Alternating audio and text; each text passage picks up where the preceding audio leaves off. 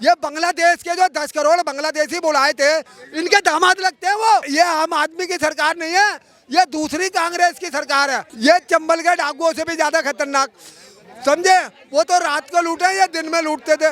ये गोलगप्पे वालों का आटा खा गए, मिट्टी का तेल पी गए, हलवाइयों का कोला खा गए, बदरपुर का पहाड़ खा गए, तुगलकाबाद का पहाड़ खा गए, TTU की बसें बेच के खा गए।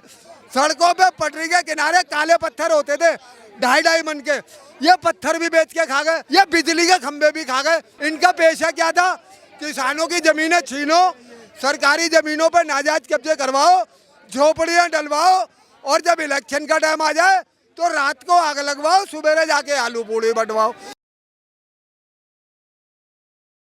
मैं केजरीवाल से ये पूछना चाहता हूँ, इनकी 3 बार सरकार बन चुकी है दिल्ली के अंदर, और हमने इनके साथ काम करा है।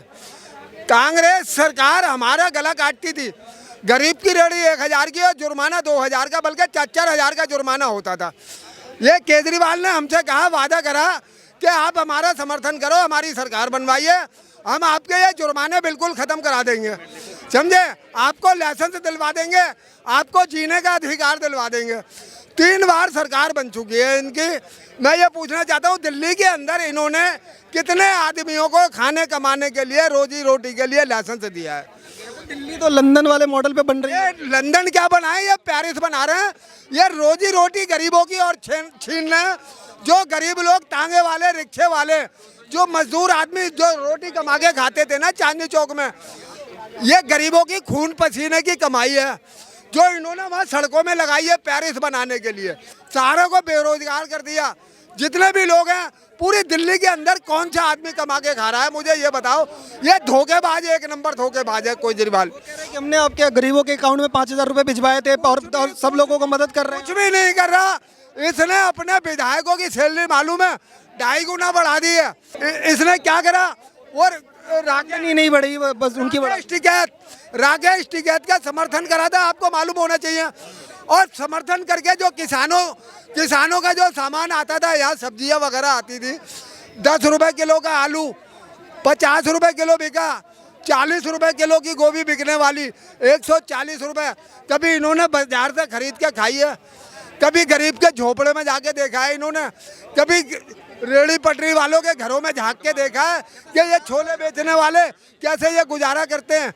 भाजपा की सरकार बड़े लोगों की, हमारी तो आम आदमी की सरकार है। ये आम आदमी की सरकार नहीं है, ये दूसरी कांग्रेस की सरकार है, दूसरी कांग्रेस की। अंग्रेज तो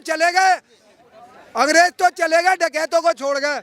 ये लाइसेंस अंग्रेजों का दिया हुआ है, ये आज तक रेन्यू नहीं हुआ।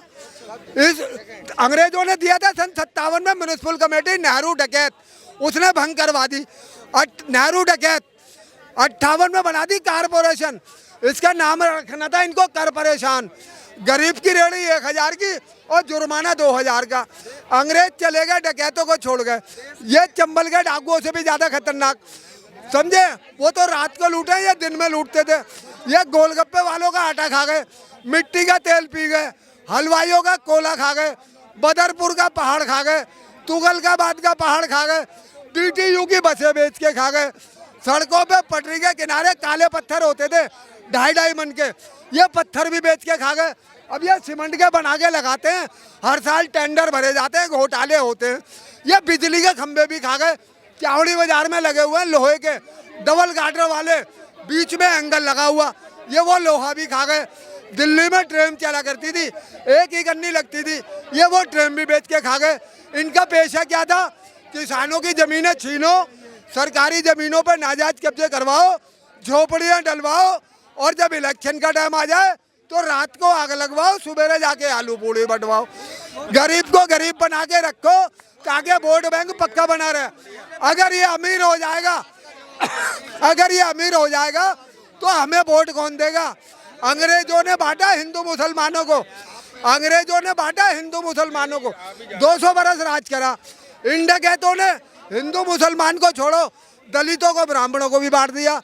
इन्होंने मियाँ बीबी को भी नहीं छोड़ा। शादी होती है पीछे, पहले मियाँ जी चले जाते हैं जेल और केस बन जाता है दहेज का। शादी हुई नहीं, लौंडा दहेज मांग रहा है, उठाओ और डाल दो जेल में। न सबूत, न गवाह, न जांच, न इंक्वायरी, बस सीधी गिरफ्तारी। बताइएगा कि आम आदमी पार्टी है वो कह रही है कि भाजपा वाले जानबूझ के मुसलमानों को बाहर निकलना चाहते हैं, सीएनआरसी लाते हैं, हम लोग तो बचा रहे हैं रोहिंग्या बच्चे, रोहिंग्या को बचा। ये इसके दामाद लगते हैं क्या? ये बांग्लादेश के जो 10 करोड़ बांग्लादेशी बुलाए थे इंदिरा ने, इसके दामाद लगते हैं या उनके दामाद लगते हैं? हैं? हमारे ऊपर टैक्स लगाया था इसने इंदिरा ने, हमने पूछा ये टैक्स किस लिए लगाया है? इंदिरा कहती है ये शरणार्थी आए हुए हैं, इनकी मदद करनी है। हमने सबर कर लिया, लेकिन हमें बाद में पता लगा हमारी सेना ने 93,000 पाकिस्तान के सैनिकों के हथियार डलवाए थे, उनको बिरयानी और पुलाव खिला रही थी। किस लिए? कि मुसलमान खुश हो जाएंगे और हमें वोट देंगे। ये राजनीति चलाती है, वही काम ये कर रहा। इनके दामाद लगते हैं, वो केजरीवाल वही कर रहे हैं। इनके दामाद लगते हैं। हिंदुस्तान का गरीब आदमी गरीब होता चला जा रहा है। शरणार्थी अगर हम नहीं खिलाएंगे तो कौन खिलाएगा? अरे ये बचेगा नहीं।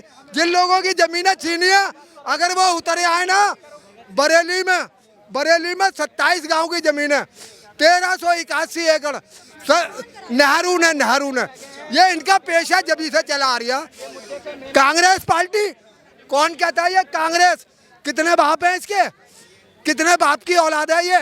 है 36 बाप की। इतने नेहरू ने पहला चुनाव मालूम है कौन सी असली कांग्रेस थी? है नेताजी सुभाष चंद्र बोस, जिन्होंने राष्ट्रवादी कांग्रेस बनाई थी, और जिसका झंडा, जिसकी निशानी क्या थी? ये तिरंगा झंडा, उसमें 24 पंखड़ियां। उस झंडे को लेके नेहरू ने पहला चुनाव लड़ा था। और दूसरा बाप कौन सा आ गया इसका? गांधी जी का चरखा। और तीसरा बाप कौन सा आ गया? 2 बैलों की जोड़ी। चौथा बाप कौन सा आ गया? कांग्रेस आई। और 5वां बाप कौन सा आ गया? वो पंजा। कितने बाप की औलाद है ये ईमान बदलती रहती है अपना। 36 बाप की औलाद है। इसके पहले प्रधानमंत्री पे जैसे कमेंट कर रहे हैं, कल को आपके ऊपर केस हो जाएगा। फिर किस पे केस हो जाएगा? कांग्रेस वाले लिखवा देंगे। अरे मुझ पे, मैं तो सारे सबूत दे रहा हूँ। पूरी दिल्ली में बम ब्लास्ट कराते थे, पूरी दिल्ली में बम ब्लास्ट कराते थे, मालूम है आपको? है कभी जामा मस्जिद पे, कभी लाल किले पे, कभी चांदनी चौक में, कभी पहाड़गंज में, है कभी लाजपत नगर में, कभी सरोजनी नगर में। मेरे पास सारे सबूत रखे।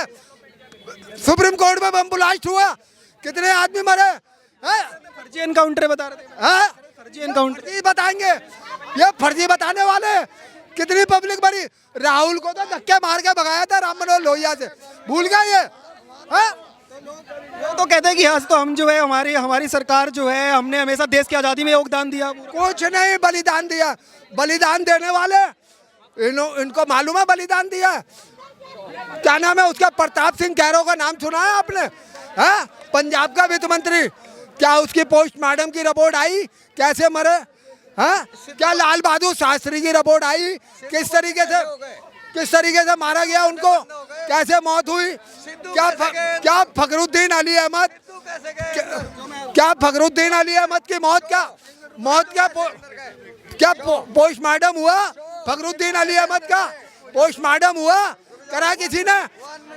क्या डॉक्टर, हमारे देश का सबसे बड़ा वैज्ञानिक डॉक्टर जहांगीर बाबा, उनका पोस्टमार्टम हुआ? कैसे उनकी मौत हुई? अरे ये गद्दारों की पार्टी है, गद्दारों की पार्टी है, समझे? पार्टी करी, बाकी साहब काम आप चाहे मानो मत मारो, बिजली पानी तो फ्री है ना दिल्ली। उसी की निकली हुई है ये उसी की निकली हुई है। बिजली पानी तो फ्री मानते हैं कि नहीं मानते? अरे बिजली पानी 125 रुपए का हमारा बिल आता था घर का, 125 रुपए का माफ कर दिया, 125 रुपए का माफ कर दिया, और 150 रुपए दुकान पे बढ़ा दिए। 150 रुपए बढ़ा, इधर से घटा के उधर से बढ़ा लिए।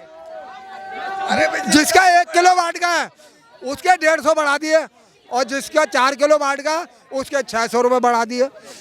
इसने तो अपना पूरा कर लिया। फायदा किसको हुआ? इसको हुआ या हमें हुआ? गेम फंसा लिया। फिर दूसरी चीज मैं बताना चाह रहा हूँ कि इसने, केजरीवाल ने, हमारी उम्र 75-76 साल की है, हमारे मुंह में दांत नहीं है, पेट में हाथ नहीं है, हमें टिकट खरीदना पड़ता है। और जो महिलाएं 50,000 रुपए तनख्वाह लेती है ना, सर्विस करती हैं, वो सुबह फ्री में जाती हैं, शाम को फ्री में आती हैं। हाँ बुजुर्ग लोगों के लिए भी फ्री होना चाहिए। तो बुजुर्गों के लिए क्या किया इसने? तो तमाम जो लोग हैं इन लोगों से बात करने की कोशिश कर रहे थे, इन सभी लोगों का यही कहना है कि दिल्ली में अरविंद केजरीवाल जिस तरीके की राजनीति कर रहे हैं उस पर तमाम इन लोगों ने अपनी राय रखी। आप देखते रहिए ओ न्यूज़ हिंदी। धन्यवाद, जय हिंद।